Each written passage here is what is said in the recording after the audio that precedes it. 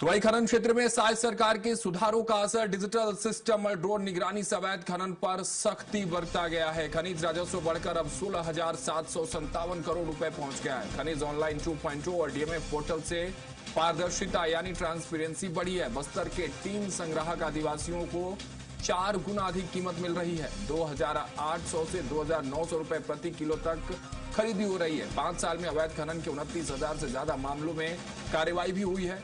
84 करोड़ रुपए से अधिक का जुर्माना वसूला गया है। तो ये बड़ी खबर है। इस तरह से अवैध खनन को लेकर सरकार सख्त है।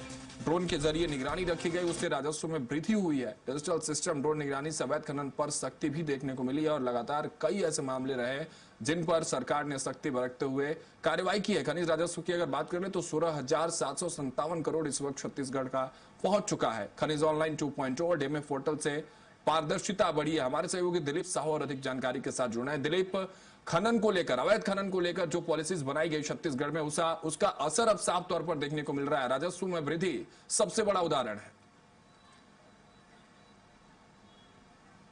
जी बिल्कुल राघवेंद्र, छत्तीसगढ़ सरकार, साय सरकार खनन को लेकर बहुत ज्यादा गंभीरता दिखा रही है, लगातार सुधार कर रही है इस क्षेत्र में। तो चाहे रेत का अवैध खनन का मामला हो, चाहे कोयले की मामला हो, चाहे अन्य जो खनिज अयस्क है उनके खनन का मामला हो, सभी पर अब ड्रोन कैमरे और डिजिटल सिस्टम से निगरानी की जा रही है, जिसकी वजह से जितने अवैध खनन हो रहे थे उन पर काफी रोक लगी है और लगातार कार्रवाइयां भी की जा रही है।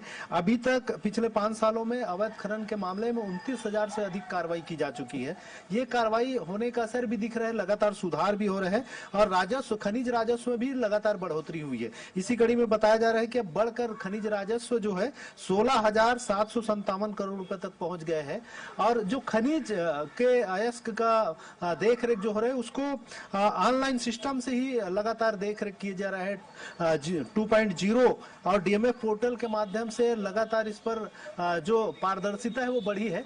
तो कहीं ना कहीं खनिज को लेकर, खनन क्षेत्र को लेकर लगातार विष्णुदेव साय सरकार जो नीतियां अपना रही है उसका असर देखने को मिल रहा है कि इस क्षेत्र में लगातार सुधार हो रहा है, राजस्व में भी बढ़ोतरी हो रही, साथ ही साथ अवैध खनन पर अब लगातार लगाम भी लग रहा है। जिस तरह से जो मामले जहां भी सामने आ रहे हैं, चाहे कोयले के अवैध खनन का हो, रेत खनन अवैध खनन का हो या फिर बॉक्साइट का हो या फिर आयरन ओर का, सभी जगह पर लगातार कार्रवाइयां हो रही है, जिसकी वजह से राजस्व में भी बढ़ोतरी हो रही है और अवैध खनन करने वाले ऊपर कार्रवाई भी की जा रही है। लगातार जो जुर्माने की जो कार्रवाई हुई है उसमें भी 84 करोड़ रुपए से अधिक की रकम वसूल की गई है।